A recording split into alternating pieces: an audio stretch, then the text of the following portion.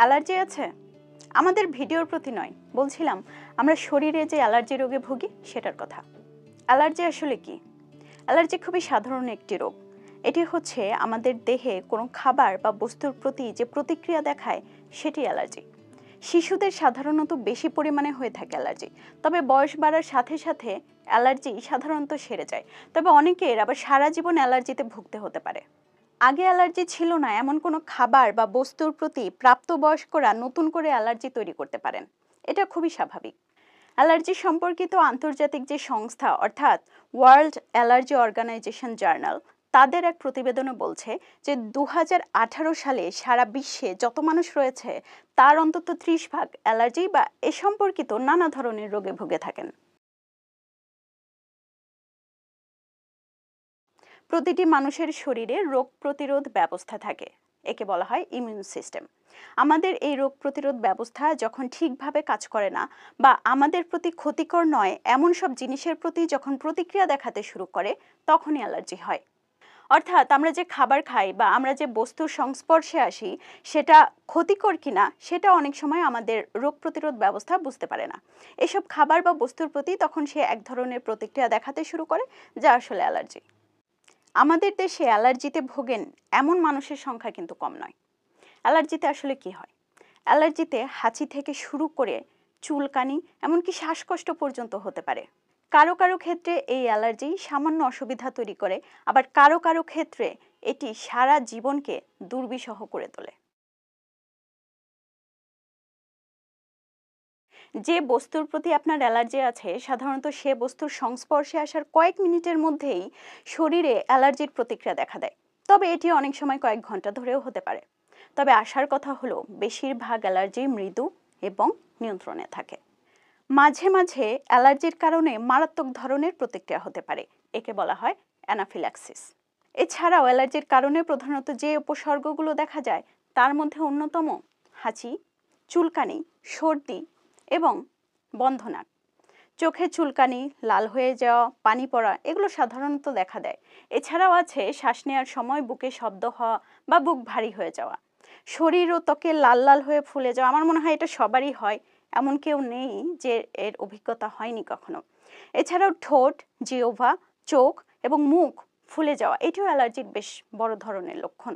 এছাড়াও আছে ত্বক শুকিয়ে যাওয়া বা লাল হয়ে কেটে যাওয়া। তবে আপনার কোন বস্তুতে অ্যালার্জি রয়েছে এবং আপনি কিভাবে তার সংস্পর্শে এসেছেন সেটার উপর নির্ভর করে যে আপনার অ্যালার্জিক প্রতিক্রিয়াটা কেমন হবে। যেমন আপনার যদি ফুলের রেণুতে অ্যালার্জি থেকে থাকে তাহলে আপনার হাঁচি বা সর্দি কাশি হতে পারে। আপনার যদি ত্বকের অ্যালার্জি হয় তাহলে সেক্ষেত্রে র্যাশ হয়ে লাল হয়ে ফুলে উঠবে। আর যদি অ্যালার্জি রয়েছে এমন কোনো খাবার আপনি খেয়ে ফেলেন তাহলে আপনি সাথে সাথে বা কিছুক্ষণ পর বা যখন প্রতিক্রিয়া শুরু হবে তখন আপনি অসুস্থ হয়ে যাবেন। এ ধরনের অ্যালার্জিক প্রতিক্রিয়া কয়েক মিনিটের মধ্যে হয় এবং সেটা কখনো কখনো প্রাণঘাতী হতে পারে। এসব ক্ষেত্রে অবশ্যই অনেক বেশি সতর্কতা অবলম্বন করতে হবে। দেখা যাক যে এই উপসর্গগুলো আসলে কি। গলা এবং মুখ ফুলে যাওয়া, শ্বাসকষ্ট হওয়া, ঘুম ঘুম ভাব হওয়া বা জ্ঞান হারানোর মতো অবস্থা হওয়া, প্রলাপ বকতে থাকা, ঠোঁট এবং ত্বক নীল হয়ে যাওয়া, পড়ে যাওয়া বা জ্ঞান হারানো। তবে জ্ঞান হারানো বা পড়ে যাওয়ার মতো ঘটনা খুব একটা দেখা যায় না। আপনার যদি মনে হয় যে আপনার অ্যালার্জি আছে তাহলে সেক্ষেত্রে অবশ্যই আপনাকে চিকিৎসকের কাছে যেতে হবে। তাকে বলতে হবে যে কোন কোন বস্তুর প্রতি আপনার অ্যালার্জিক সমস্যা রয়েছে, সেগুলো কিভাবে সংস্পর্শে আসলে আপনার অ্যালার্জি হয়, অ্যালার্জি হলে সেটা কতক্ষণ থাকে এবং কতবার করে হয় সেটিও বুঝিয়ে বলতে হবে। আপনার লক্ষণ এবং উপসর্গ এবং আপনার যে জিনিসের প্রতি অ্যালার্জি রয়েছে সেটা পর্যবেক্ষণ করে আপনার চিকিৎসক আপনাকে সে অনুযায়ী ব্যবস্থা দিয়ে থাকেন। তবে কোনো কারণে যদি অ্যালার্জির উপস্থিতি নিশ্চিত হওয়া না যায় সেক্ষেত্রে বিভিন্ন ধরনের টেস্ট করানো যেতে পারে। এসব টেস্টগুলো আসলে কি সেটাও একবার দেখে নেওয়া যাক। স্কিন প্রিক টেস্টিং, এক্ষেত্রে আপনার হাতে ত্বকের উপরে কোনো এক জায়গায় যে বস্তুতে আপনার অ্যালার্জি রয়েছে সেই বস্তুর উপাদান সমৃদ্ধ একটি তরল দেয়া হয়। পরে সেখানে আলতোভাবে একটি ছিদ্র করা হয়। তারপরে দেখা হয় যে আপনার অ্যালার্জি আছে কিনা। আপনার যদি অ্যালার্জি থেকে থাকে তাহলে 15 মিনিটের মধ্যে আপনার হাতের সেই জায়গা ফুলে উঠবে। রক্ত পরীক্ষা, অনেক সময় স্কিন প্রিক টেস্টিং এর সাথে বা এর পরিবর্তে রক্ত পরীক্ষা করা হয় এটা জানতে যে আপনার আসলে অ্যালার্জি রয়েছে কিনা। প্যাচ টেস্ট, এতে আপনার অ্যালার্জি রয়েছে এমন উপাদান একটি ধাতব ডিস্কের সাথে লাগিয়ে সেটি আপনার শরীরের কোনো অংশে বেঁধে দেওয়া হয়।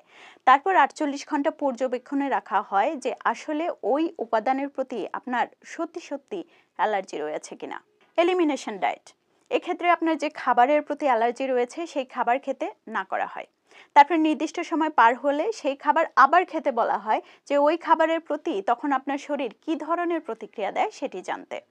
তবে মনে রাখতে হবে এই পরীক্ষা কখনোই চিকিৎসকের পরামর্শ ছাড়া করা যাবে না।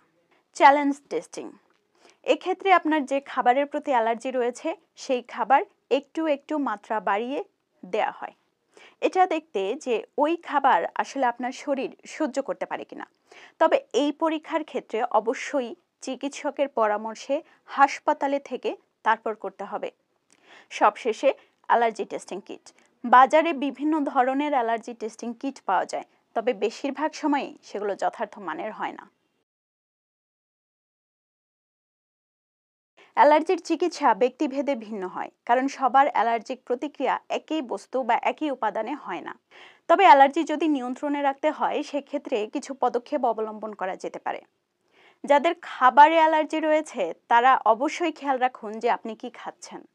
যাদের জীবজন্তুতে অ্যালার্জি রয়েছে তাদের যদি পোষা প্রাণী থেকে থাকে তাহলে পোষা প্রাণীকে যতটা সম্ভব ঘরের বাইরে রাখুন এবং তাদেরকে নিয়মিত গোসল করান।